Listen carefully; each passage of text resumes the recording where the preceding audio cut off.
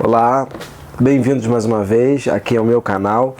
Bom, ontem foi dia 28 de junho, Dia Internacional do Orgulho LGBTQIA+, então eu resolvi fazer um vídeo de lista aqui para o canal com alguns dos meus livros favoritos que de alguma forma tematizam questões LGBTQIA+, ou então que tem personagens LGBT, que tenham, enfim, de alguma forma toquem em questões de gênero, de sexualidade. Então eu tô aqui com a minha pilhazinha de livros para indicar para vocês.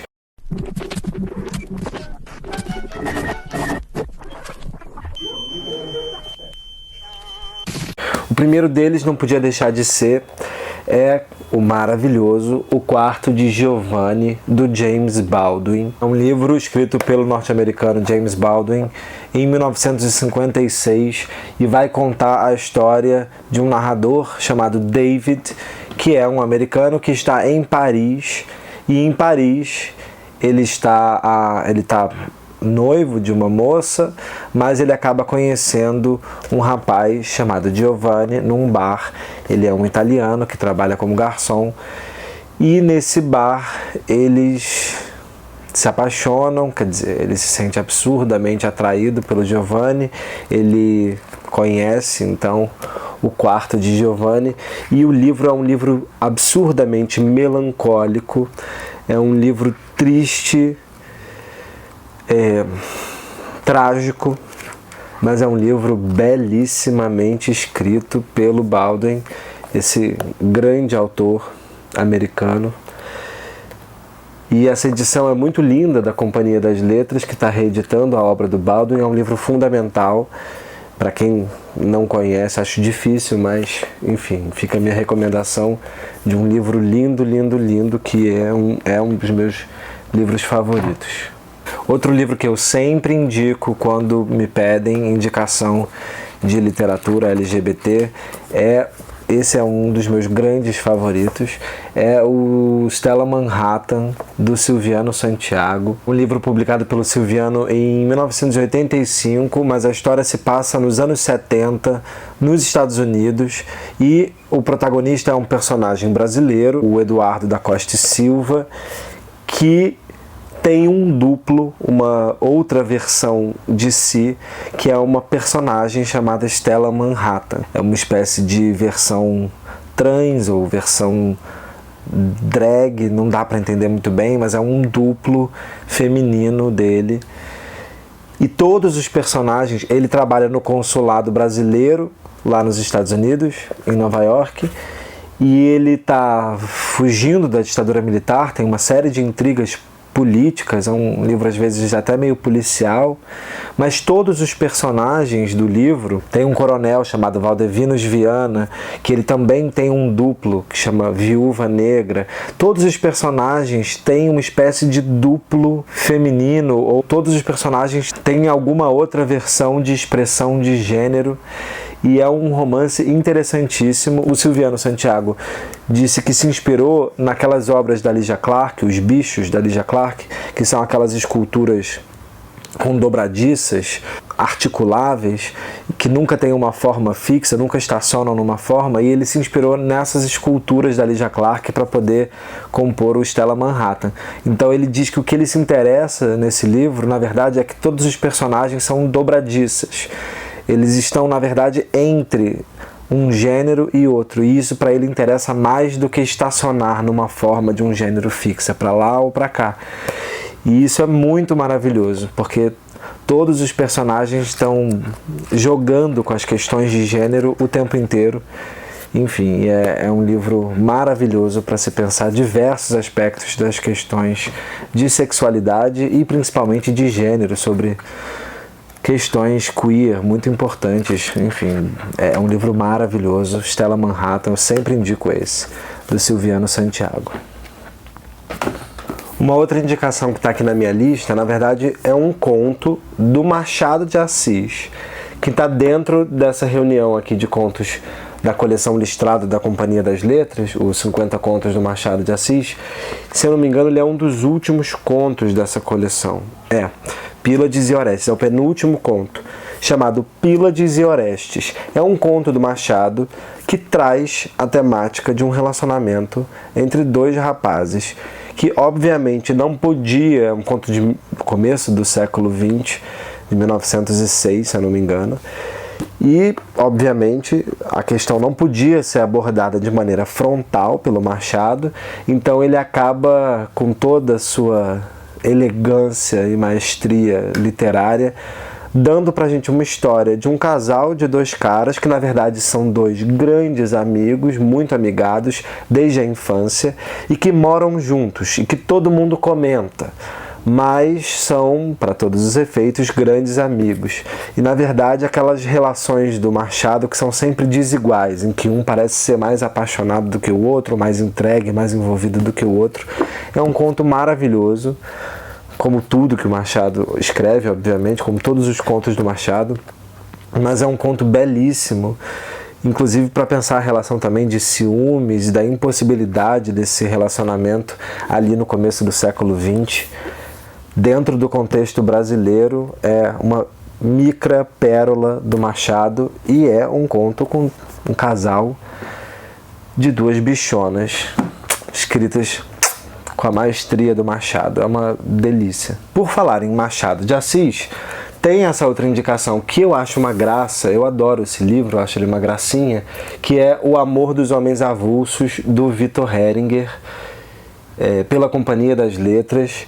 Victor Heringer, um autor brasileiro que faleceu em 2018 muito precocemente e nos deixou alguns livros, dentre eles essa belezinha que é esse romance O Amor dos Homens Avulsos, que é um romance de formação mais ou menos, mas é a história de um personagem, o que é o Camilo, que está rememorando a sua infância e o momento em que ele recebe na casa dele o Cosme, um outro menino por quem ele vai acabar se apaixonando. Ele se passa num subúrbio do Rio de Janeiro, num subúrbio meio mítico, que tem uma certa inspiração machadiana, tem uns traços assim de homenagem a algo ali dos contos do Machado na escrita do Victor Heringer, e ele consegue fazer um romance que de alguma forma é muito doce, tem algum grau de experimentalismo formal assim na narrativa, e eu acho um ótimo assim coming of age gay. Esse relacionamento dos dois é uma coisa muito fofa assim. O Amor dos Homens Avulsos, do Victor Heringer. Tem, é claro, os contos do Caio Fernando Abreu, não poderia deixar de estar aqui. Tem essa edição também pela Companhia das Letras com os contos completos. Em diversos contos, o Caio Fernando passeia pelo tema dos relacionamentos homossexuais. Então essa edição, com esse volumão, com todos os contos, é também eu acho um mega item fundamental na nossa biblioteca. Outro livro de contos são os contos do Tennessee Williams. O Tennessee Williams também era um autor gay americano, muito famoso pelas suas peças de teatro, mas que nos contos ele explora a questão das relações gays nos anos 50, nos anos 60, nos anos 70. E tem um conto aqui que eu acho muito maravilhoso, chamado Dois na Gandaia, que é um conto dos anos 50, que fala sobre um personagem, o Billy, que é gay ali, vive ali nos bares de Nova York nos anos 50 e conhece uma moça, a Cora, e ele descobre nela assim, uma parceira para a vida das noitadas, e ele descobre nela uma espécie de isca. Ela serviria como uma grande amiga, como alguém que atrai os homens, os caras mais gatos da noite, e a maioria deles caras muito perigosos, às vezes marinheiros, às vezes caras do exército, motoqueiros, enfim. E aí ela atrai eles e ela consegue fazer com que eles de alguma forma subam, né, para o quarto para poder passar a noite com ela, ao mesmo tempo com o Billy, e aí o Billy acaba conquistando essas suas iscas. E aí, só que ela acaba se apaixonando pelo Billy, eles fazem uma viagem de estrada. É um conto maravilhoso muito melancólico, como quase tudo que o Tennessee Williams escreve, e tem também as peças do Tennessee Williams que tratam sobre questões LGBT, que são peças excelentes. Tem o De Repente no Último Verão, que é uma peça também do Tennessee que trata sobre esse assunto. Na verdade, ela tem até um tema bem parecido com esse conto, Dois na Gandaia. E tem também as peças curtas do Tennessee Williams, que a gente tem nessas duas edições aqui da editora E. Uma delas é Mr. Paradise e outras peças de um ato, e essa aqui é 27 Carros de Algodão e outras peças de um ato. E as peças de um ato, as peças curtinhas do Tennessee são maravilhosas, e tem uma peça dele que se chama E Contar Tristes Histórias das Mortes das Bonecas, que é um microdrama de uma bichinha que leva também para casa, para o seu quartinho de hotel, um cara muito perigoso, muito violento, bem brutamontes. Parece um pouco uma mini versão do Bonde Chamado Desejo, só que ao invés de ser a Blanche com o Stanley, é um menino bem afeminado com esse cara bruto, né? É a Candy e o Carl. E é muito forte, é uma história bem violenta, mas muito linda, do submundo gay americano dos anos 70. Tem uma outra micropeça do Tennessee que se chama Verão no Lago, que também é sobre um filho gay tentando falar com a mãe, tentando ter uma relação com a mãe, que é uma das peças mais lindas e tristes também do Tennessee Williams. Tem uma outra peça também curta do Tennessee que se chama Algo Não Dito, que é sobre duas moças que você vai entendendo ao longo daquela peça de um ato que tem também uma relação, que são um casal, embora elas não possam assumir isso para as pessoas, para a sociedade, elas vivem ali um relacionamento. Tem um outro conto também, que é bem parecido com essa micropeça, que está aqui nos contos do Tennessee, que se chama Feliz 10 de Agosto, também sobre duas moças nos anos 70 que moram juntas em Nova York, e você vai entendendo também que elas têm um relacionamento daquela maneira bem simbólica, sutil. Eu não posso deixar de falar sobre indicações em comemoração ao mês do orgulho sem falar de um clássico da Virginia Woolf, que é o Orlando, uma biografia, um livro publicado em 1928, em que a personagem Orlando é muito inspirado na Vita Sackville West, que foi amante da Virginia Woolf, foi uma paixão ali dos anos 20 da Virginia Woolf, e ela escreve esse livro dedicado à Vita, um relacionamento que ela manteve em paralelo ali ao casamento dela com Leonard Woolf, mas um relacionamento muito intenso. A personagem do Orlando é esse personagem maravilhoso que, em um determinado momento do livro, ele é um personagem que vive muitos séculos, ele atravessa diversos momentos da história, que começa o livro adolescente ali no século XVI, na Inglaterra, e vai vivendo até entrar no século XX, só que em determinado momento, quando ele vai para Constantinopla, assumir um cargo em Constantinopla, ele acaba se tornando uma mulher. E ele acorda uma mulher de repente e começa a ter que lidar com as questões de existir sendo de outro gênero. De repente, só passa a ser tratado como uma mulher e não mais como um homem. E nisso a Virginia vai tecendo pra gente essa biografia dessa personagem maravilhosa, com cenas das mais magistrais, lindas, poéticas, lindas, que só a Virginia Woolf faz. Então, Orlando, da Virginia, é um grande favorito. Não posso deixar de comentar também As Metamorfoses do Ovídio, esse calhamaço que é um compêndio geral sobre mitologia greco-romana.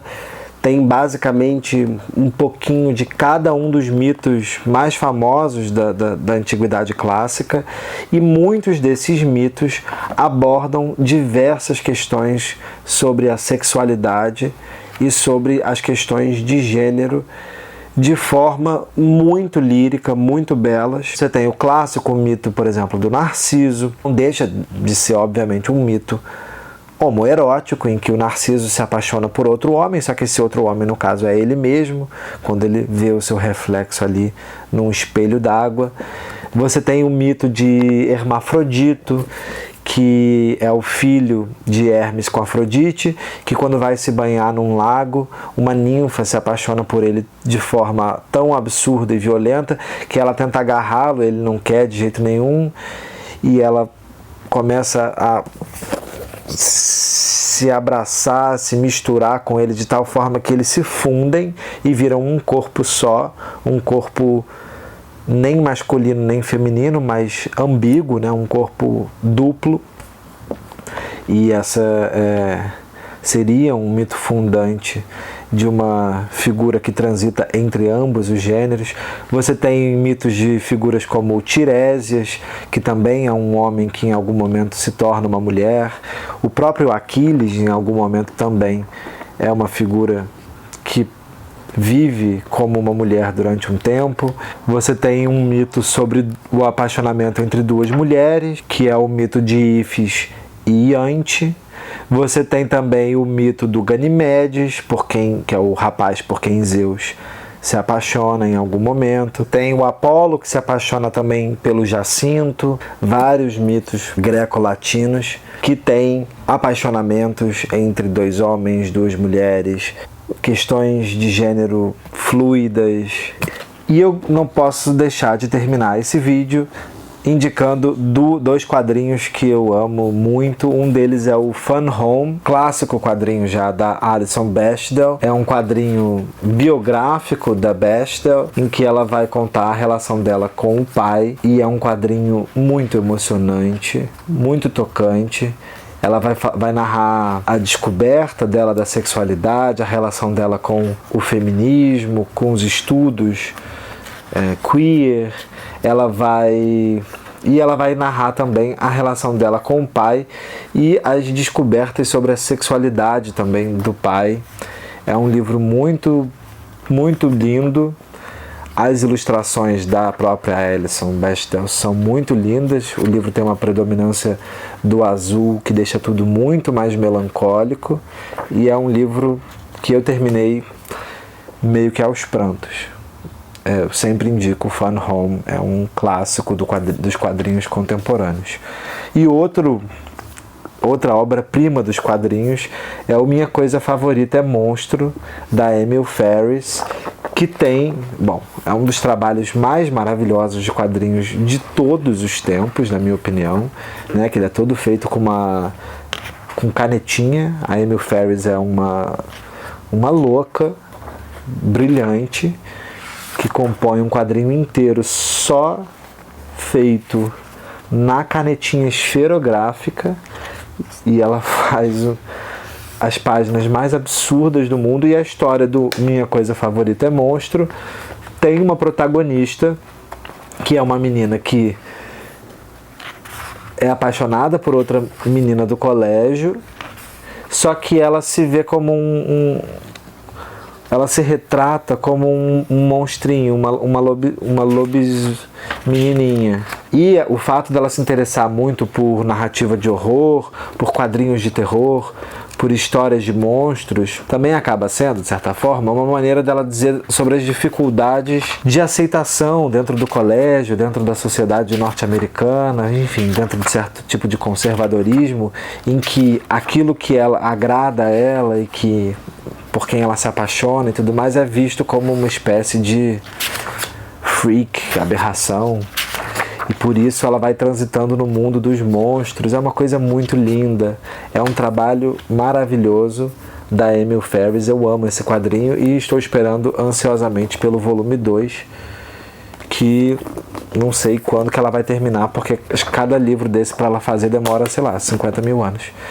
Mas Emil Ferris, sou muito seu fã. Então, essas são as minhas indicações. Me digam quais desses livros vocês já leram, quais vocês indicam, qual livro vocês gostariam de ver resenhado aqui no canal. Comentem aqui embaixo. Não se esqueçam de se inscrever no meu canal, não se esqueçam de deixar o like nesse vídeo, deixar o seu comentário aqui embaixo, sugerir próximos vídeos aqui próximos conteúdos aqui pro canal. Viva o mês do orgulho LGBTQIA+, viva a gente, bora celebrar a nossa existência, porque, é bom demais ser viado. É bom demais, que delícia que é. A gente se vê no próximo vídeo aqui do canal. Um beijo pra todo mundo e até a próxima. Beijo, tchau. Até. Valeu.